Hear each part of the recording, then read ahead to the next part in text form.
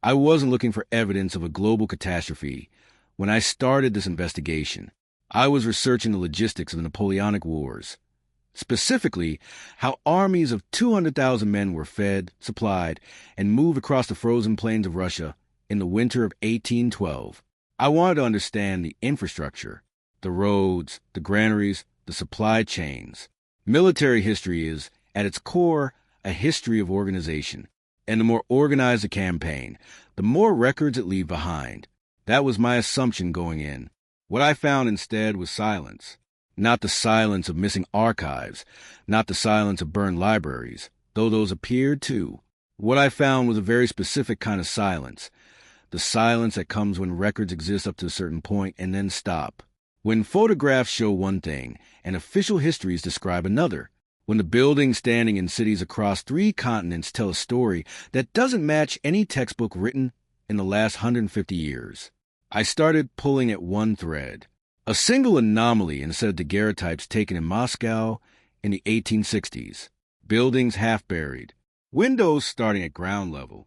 Architectural proportions that implied the ground floor was underground. I assumed it was local. I assumed it was explainable. Then I found the same images in Chicago, in Buenos Aires, in Delhi, in St. Petersburg, the same buried lower floors, the same impossible proportions, the same official silence.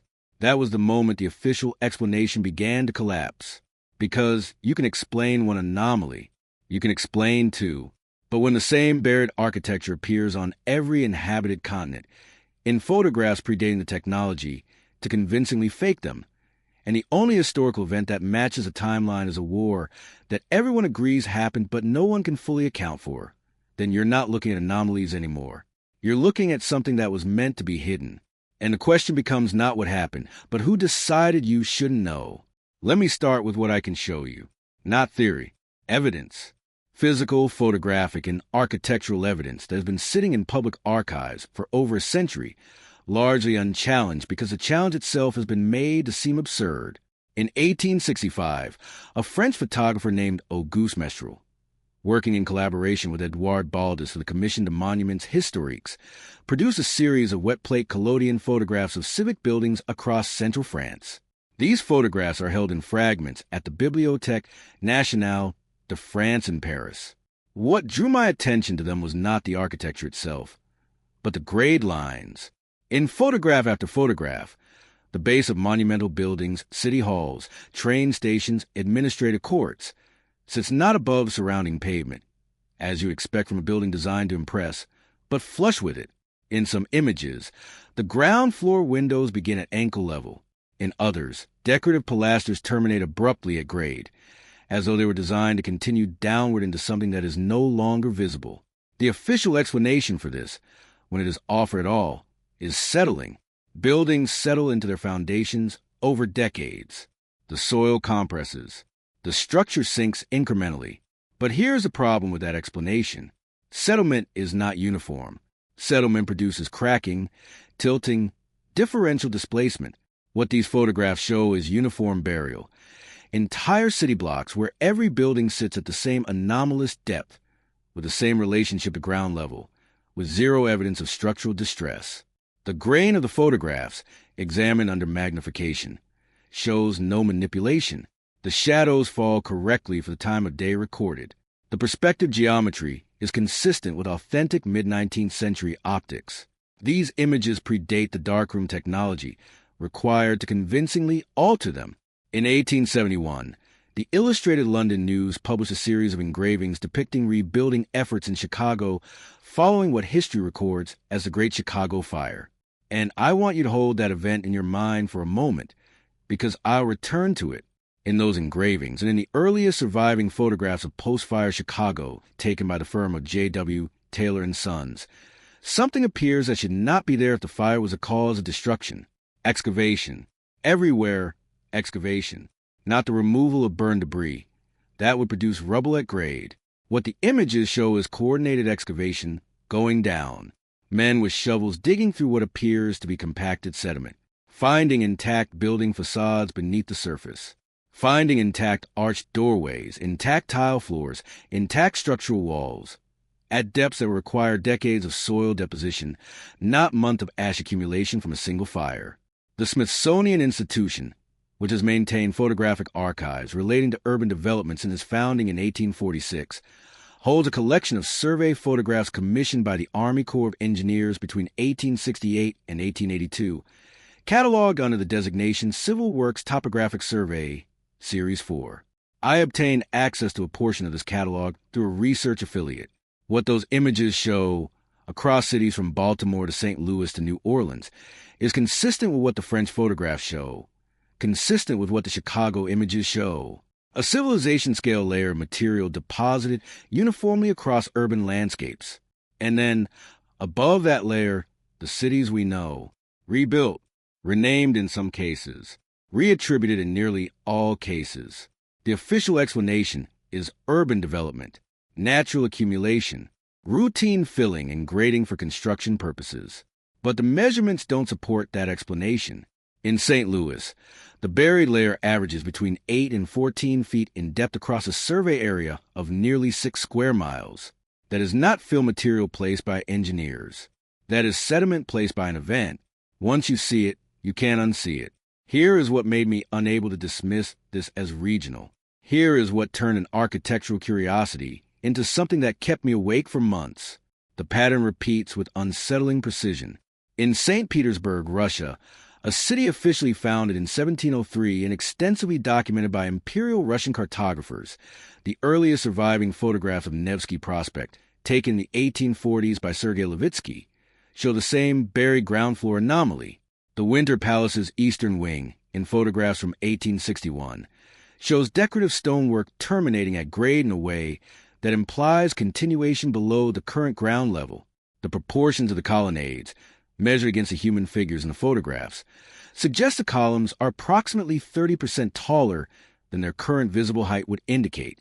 In Buenos Aires, Argentina, the Cabildo, the colonial administrative building on the Plaza de Mayo, underwent what official history describes as a series of renovations between 1880 and 1889. Photographs from before those renovations show the structure at a different grade relationship to the surrounding plaza than photographs taken after. The plaza itself was reportedly regraded during this period. Regrade an entire civic plaza. Why does a functioning civic center require its ground level to be raised? In Delhi, India, the administrative buildings of what the British call the Civil Lines District show in survey photographs from the 1870s the same buried fenestration pattern. Windows beginning at or near grade, architectural detailing cut off by the existing ground surface, as though the building descends further than the visible portion suggests. The Survey of India, which maintained photographic records from 1878 onward, holds images that are rarely reproduced in published histories. In Melbourne, Australia, a city officially established in 1835, photographs from the 1870s of Collins Street show civic buildings exhibiting the same anomalies present in images from 3 other continents. Buildings supposedly constructed from scratch by colonial settlers in a newly established city, showing the same buried proportional characteristics as buildings in Russia, France, and South America. The measurements across these sites, when normalized for latitude, climate, and soil type, produce a remarkably consistent depositional depth. Between 7 and 16 feet of material, across 6 continents, in cities with no geographic or climatic relationship to one another, all of it appearing in the photographic record in the mid to late 19th century, all of it attributed to different local causes: fire, flood, renovation, development, settlement. The same depth, the same proportions, the same buried floors, the same official silence, across every inhabited continent on Earth. In the same narrow window of time. Who were they built for? This is where the investigation forced me to confront something I have been reluctant to engage with, because the moment you say the name, you lose half your audience. They've been trained to dismiss it. That dismissal, I've come to believe, is itself part of the pattern. Tartaria appears on maps from the 1700s, not as a legend, not as a myth, not as a speculative cartographic placeholder. On maps produced by the foremost cartographic institutions of early modern Europe. Maps published by Guillaume de Lisle in Paris in 1706, by Johann Baptist Homann in Nuremberg in 1720, by Hermann Moll in London in 1736.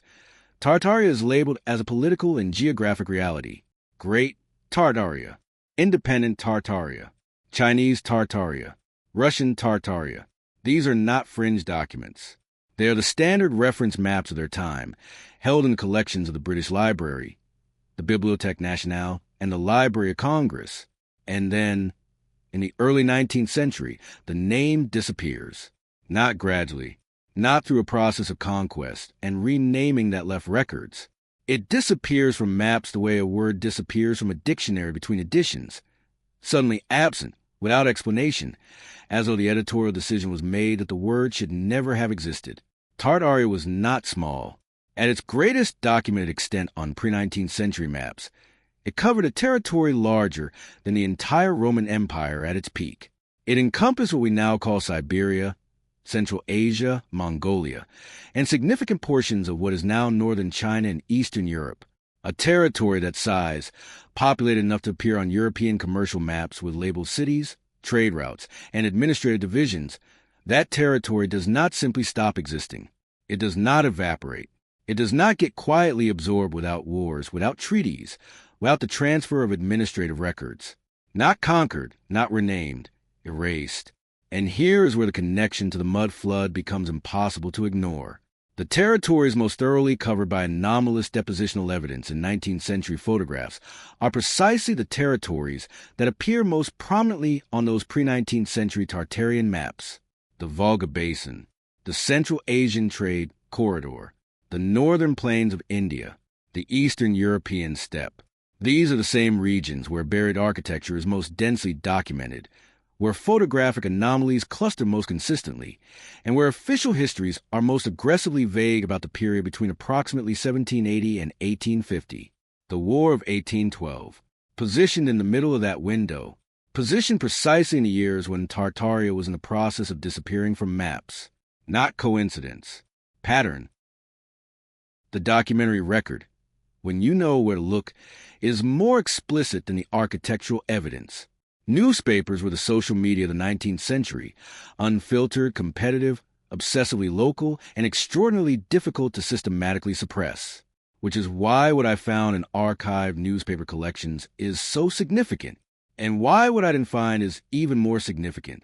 The Illustrated St. Petersburg Gazette, March 1814, a brief but remarkable item describing work crews engaged in what the paper called the extraction of the lower passages of the Admiralty complex, referencing the removal of compacted sediment from spaces beneath a building that had officially been completed in its current form in 1823, 9 years in the future from the date of the article. The building's construction history does not account for this. The Chicago Daily Advertiser, October 1872, 1 year after the Great Fire, a 3-column article describing the discovery, during rebuilding excavations on Wabash Avenue, of an entire lower floor of a civic structure, appointments intact, ceramic tile flooring undamaged, the whole preserved beneath no less than 11 feet of compacted earth and clay material inconsistent with fire debris. The article speculates briefly about the discovery. There are no follow-up reports. The thread simply ends. The Buenos Aires Standard, June 1889, a letter to the editor from a municipal surveyor named Alejandro Veltri, describing professional alarm at discrepancies between the recorded grade elevations of the Plaza de Mayo from 1810 and the actual grade levels his survey team measured in 1889. He calculated a net elevation gain of between 8 and 12 feet across the plaza since its documented founding. His letter prompted no official response. His name does not appear in subsequent records of the city survey office.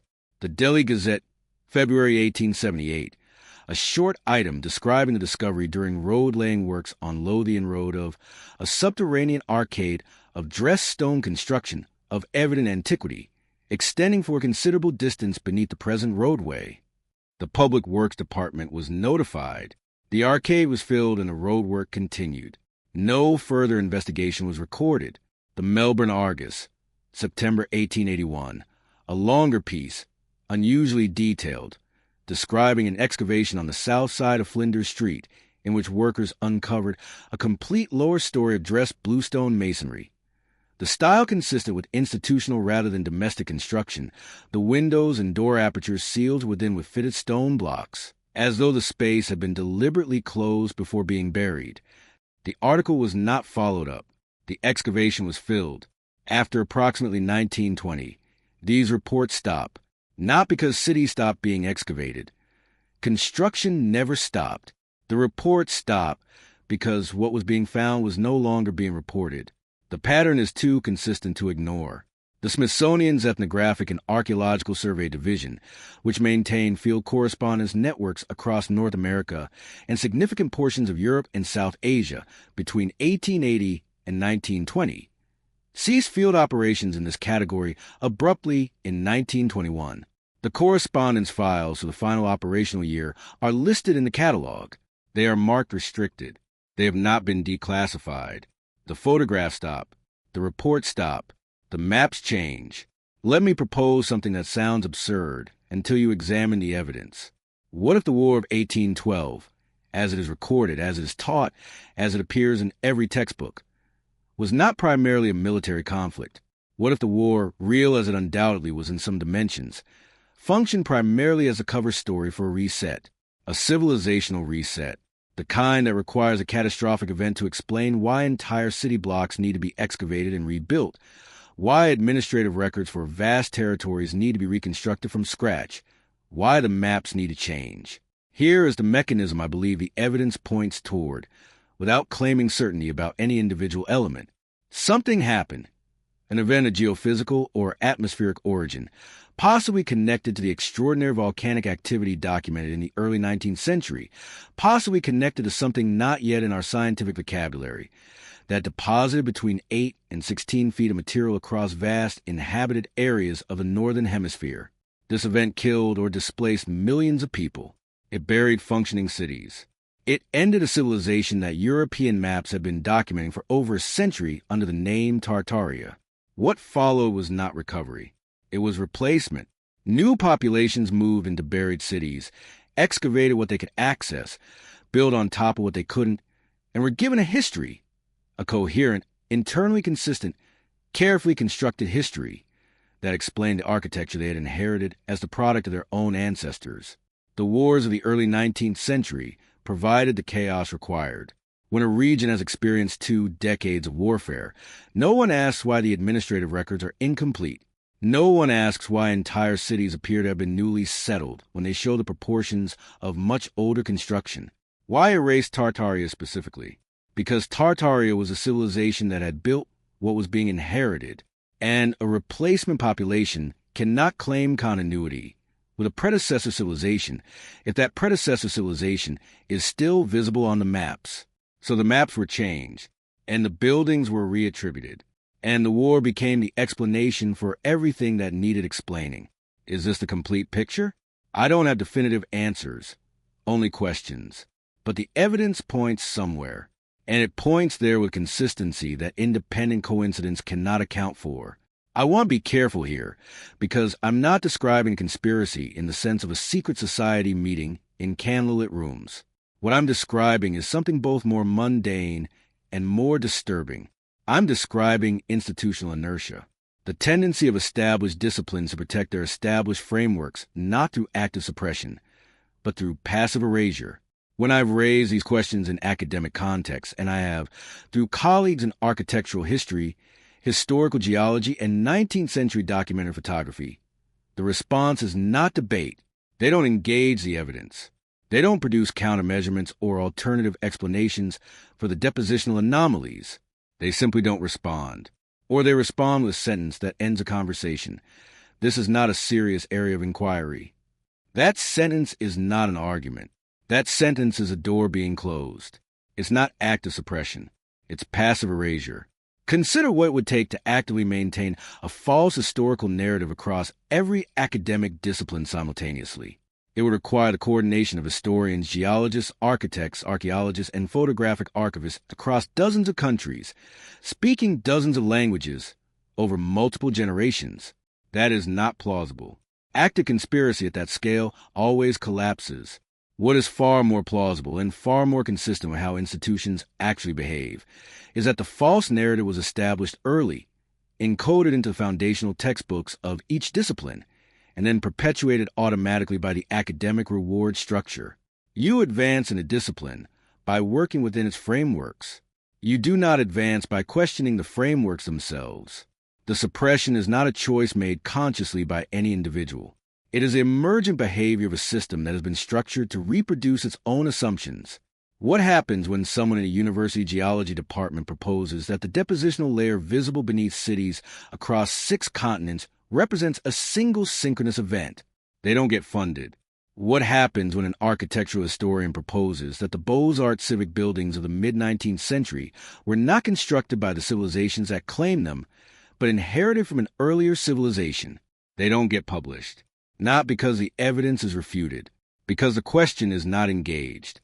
Across disciplines, across countries, across centuries, the pattern of non-engagement is itself a form of information. And what it tells me is that at some level, not conspiratorial, not coordinated, but structural, the framework requires protection, and the framework cannot survive this question.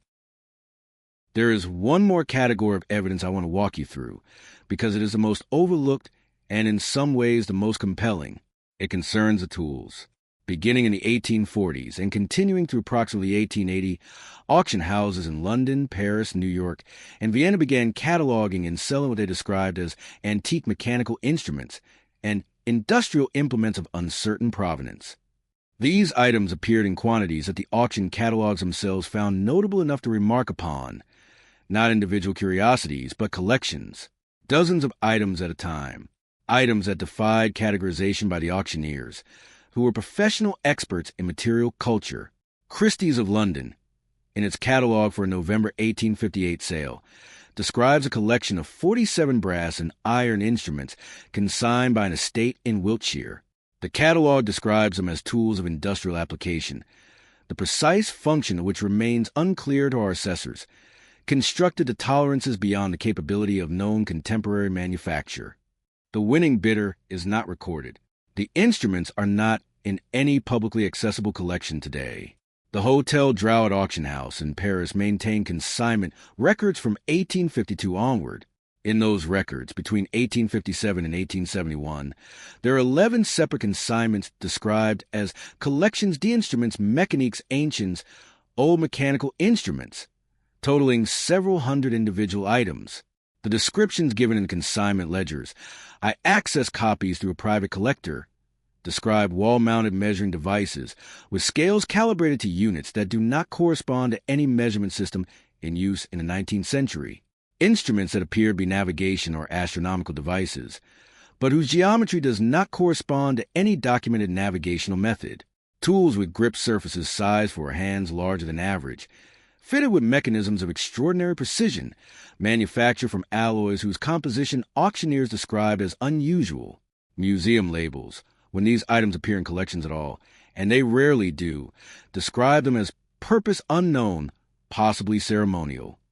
Possibly ceremonial is what you write on a label when you don't want to say what the object actually implies.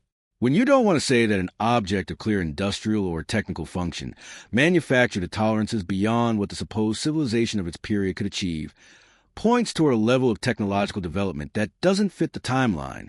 I found a partial photograph of one such instrument in a private German collection. It appears to be a measuring or calibrating device approximately 90 centimeters in length, mounted on a pivot, with a graduated scale marked in units of approximately 3.7 centimeters each. The construction is clearly non-decorative.